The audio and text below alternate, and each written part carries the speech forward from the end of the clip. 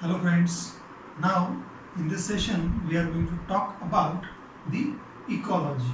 Ecology, this is the branch of the science in which the dealing between the organism, that is a living organism, and the environment takes place. That is called as the ecology. So in a simple language, ecology means it is the interaction between non-living things and living thing known as the ecology.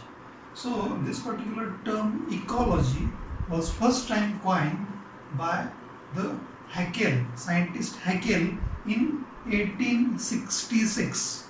This ecology word was derived from the Greek word that oikos means this is the house and logia means study. So that is called as the ecology, so study of the house. So nature is our big house. So when we are going to deal with the ecology, so we always talk about the nature. So ecology is the very important branch here. The two main factor we are going to consider. First one is the abiotic factor and second one is the biotic factor. So in the abiotic factors, there are different non-living components such as the light, temperature, then water, nutrient, heat, solar radiations, all they come into the abiotic factors. So ecology means it is the interaction between abiotic things and biotic things. So abiotic things, these particular factors, they come into the abiotic one, and biotic components of the ecology is the living organism. So living organism means these are the bacteria, plant, animal, they come into the biotic factors. So ecology again, it is the interaction between all these particular living organism with the environment. So how this particular animal, plant, bacteria, they interact with the environment, how they behave in the environment, which kind of nutrients they require. So in all these particular aspects is going to study in the ecology. Now as I told you already, the term ecology was coined by the Ernst Haeckel, the very great contribution in the ecology. So when we look at the ecology, so there are several branches of the ecology. We are going to focus on a very few of them. So first one is the ecophysiology. Second one is the behavior ecology. Again, this is behavioral ecology, is very important branch because in this particular ecology, there is a adaptation of organisms is going to study how particular animal is there or how particular plant they are going to adapt with the surrounding environmental condition that come into the behavioral ecology. Then population ecology is also there, which is a very important branch of the ecology. Then ecosystem ecology, this is also the another branch of the ecology. Then community ecology, where the community is going to study, and then evolution ecology, how particular animal they evolve from such kind of their evolution, how they evolve during the development. So that is going to study in a ecological evolutionary ecology. So these are the few branches, and many more branches are there, but these are the some important one. Now based on this study area, the ecology is divided into the hot ecology and syn ecology. So based on the study area, that is the hot ecology. So in hot ecology, the individual species is going to study, that is the behavior of particular individual species, how that species. Okay, so in the hot ecology, individual species is going to study. So how that particular species they interact with the environment, how they adjust with the environment, that is going to study in a hot ecology. And syn ecology, here the whole community is going to study how that community, how that bunch of the organisms they deal with the environment, that is going to study in a syn ecology. So that community composition is there, that is a population ecology is there, then community ecology is there, and ecosystem ecology was there. So these are the three community compositions is there. we are going to talk about the ecosystem.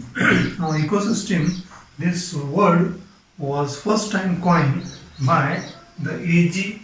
Tansley. So again the important name in the ecology.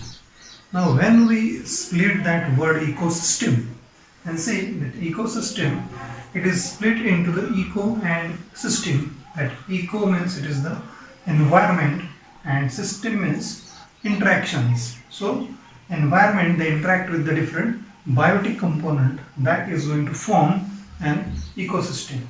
Now again another important name in the ecology is the Epidodon. Epidodon, they say, according to the Epidodon, ecosystem is the functional unit of organism and environmental interactions, that is called as the ecosystem according to the Epidodon. This is the important name in the ecology. Now if we take an example, then there is a grassland ecosystem is there, forest ecosystem is there where there is a larger trees. So grassland and forest ecosystem, they are different.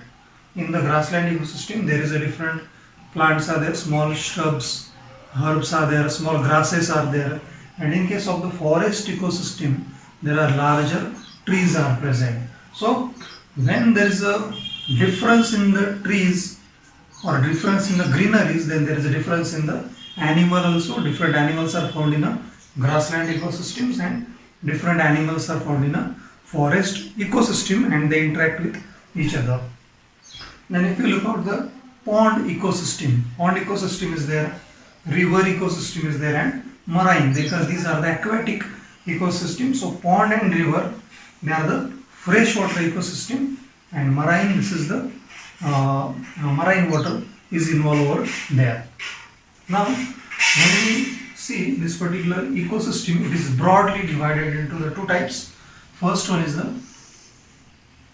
terrestrial ecosystem and second one is the aquatic ecosystem. So here in the terrestrial ecosystem there is a forest ecosystem, grassland ecosystem and desert ecosystem. Terrestrial means what?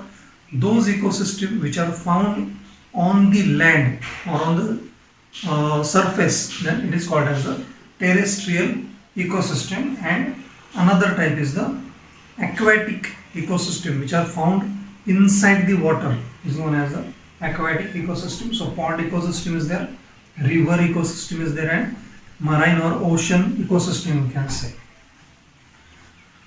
So again ecosystem, that is the interactions between abiotic and biotic things.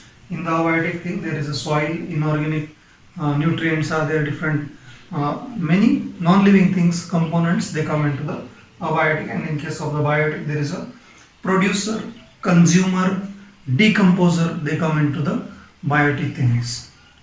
Now let's see the biotic component. So in the biotic component there is a producer is there, consumer is there, and decomposers are there. So producer, they are going to produce the biomass. All the plants, they are the producers. Then consumer, those are the heterotrophic animals, they come into the consumer. They consume the food produced by the producer.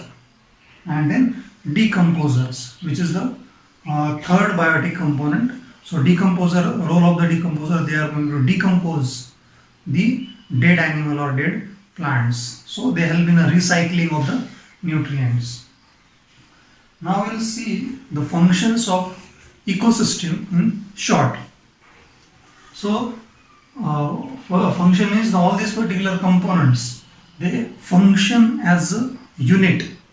So main function of the ecosystem is the productivity, second one is the decomposition, third one is the energy flow, and fourth function of the ecosystem is the nutrient cycle. So these are the four functions of the ecosystem.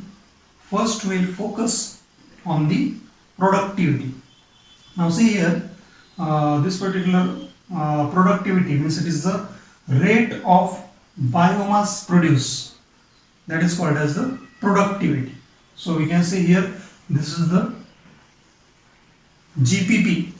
GPP, this is the gross primary productivity. See, so gross primary productivity means what?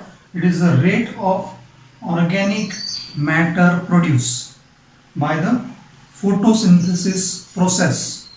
That is called as the gross primary productivity. So gross primary productivity, it is the total energy fixed by the plants. And NPP, that is the net primary productivity. So here GPP minus respiration, it is the NPP. See here, this is important.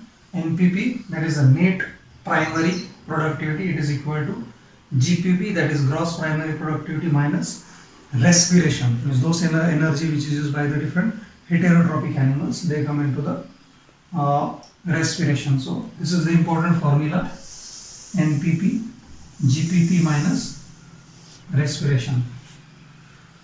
Okay, so this is about the primary productivity, and second one is the secondary productivity. So secondary productivity, this is the rate of new organic mass produced by the consumer. That is called as the secondary productivity.